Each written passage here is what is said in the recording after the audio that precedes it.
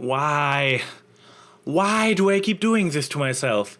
Other analysts make elaborate videos about the Equestria Girls trailers, about the profiles of certain characters, or about an unimaginative but family-friendly explanation why there are so few stallions visible in MLP. And what do I choose to talk about? Oh, whatever. Play the damn opening.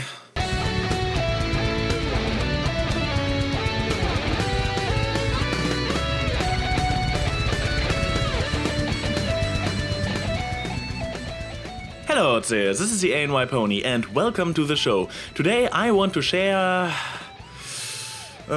my thoughts on clopping. Okay, first things first. Hey perfs! If you're hoping to find some naughty pictures in this video and some awesome new sources for, let's call it inspiring content, I have to disappoint you.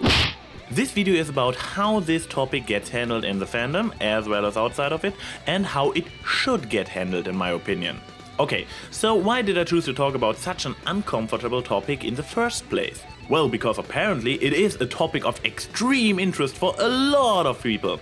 I asked a bit around and apparently quite a lot of bronies, especially when they did a Q&A, got confronted with questions regarding this topic. I hadn't even done a Q&A yet and I have been asked about my opinion as well. Okay, it is probably a minority of bronies who is actually interested in this kind of questions. But for some reason the topic itself is kind of omnipresent after all. I admit I have not been involved in other fandoms before, so I can't tell for sure, but as far as I know, it is not common courtesy in other fandoms to ask other members publicly about their masturbation habits. Because yes, this is exactly what you do when you ask somebody, do you clop? You ask them if they use a certain form of imagery, literature or video material in order to pleasure themselves. I know, the internet, big fat anonymous playground for the immature. But for some reason, I doubt that those people who are going around asking their fellow bronies those inappropriate questions also ask Lord of the Ring fans if they like to polish their swords wizard Gandalf style, or every Harry Potter fan if they draw their wand to shoot some spells in tribute to their favorite characters. But it is pretty safe to say that not only ponies get this particular form of attention. There is a reason why Rule 34 exists. So why is it such a regular topic within the brony fandom? My theory: Howard Stern. Well, our community had already the public attention and, thanks to Fox News and other unprofessional media stations, the stigma of perversion. That's when the shock jockey entered the stage. In June 2012 he sent his quote-unquote reporter to BronyCon to interview members of the fandom, just to make fun of them during his show. I personally would not even be surprised if those interviews were actually staged, and it is completely safe to say that they were extremely selected. But the disgusting low point of human culture, commonly known as sensational journalism itself, and its tendency to prevaricate facts is not supposed to be this video's topic. The fact is that all featured interviews, no matter if real or fake, revealed that all the interviewees were cloppers, leading to the impression that all, or at least most bronies are as well. Do I even need to mention that this show, or at least the knowledge of its content, went viral? Well, sadly not only brony haters took this as proof that clopping is a regular aspect of being a brony, but some immature bronies got the idea that going around and asking fellow bronies if they do clop is an appropriate thing to do. Well, just in case there is someone watching who has not caught on to it yet, it is not. At least not in public. You cannot go to a more private level than talking about sexual preferences. Not to mention that you simply make a lot of people very uncomfortable with such topics. And those last two statements are coming from me, a person who is rather open about sexuality and enjoys tackling controversial topics. That should get you thinking, shouldn't it? If you're curious about topics like that and want to find people who are willing to talk about it as well, seek out the fitting locations. In other words, forums that exist for this very reason, to give people a chance to find other people with similar interests. Now, I have one basic rule that does not only apply to the topic of clopping, but basically to every sexual preference, fetish, deviation, perversion, or whatever you wanna call it.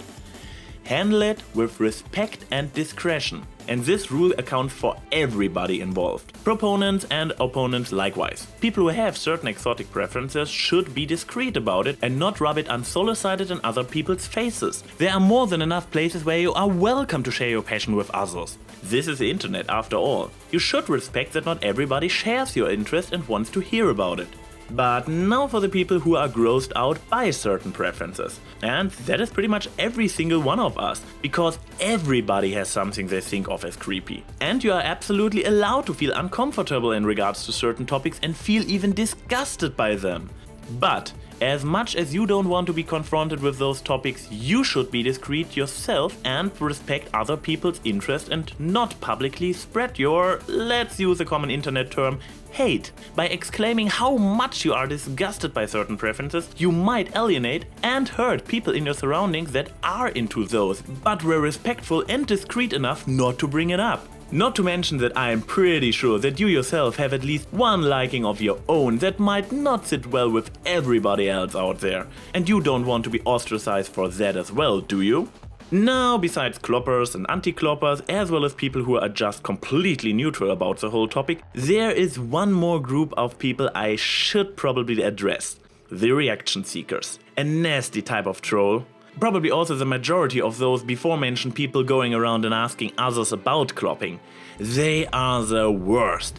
They don't bring up the topic or share certain artwork out of honest interest. They intentionally want to disturb others with their indiscretion and disrespect towards both cloppers and anti-cloppers in regards to their likes respectively dislikes. In the end, the usual how to deal with trolls rule apply. Keep your cool and ignore them.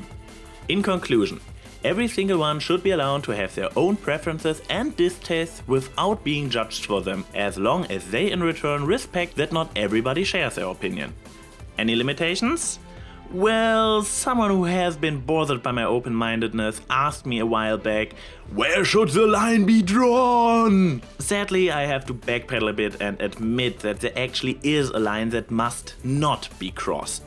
But in my opinion, it is rather easy to say where this line should be. Everything is fine as long as no being gets hurt, physically or mentally. Certain actions between consenting adults left out. This pretty much sums it up.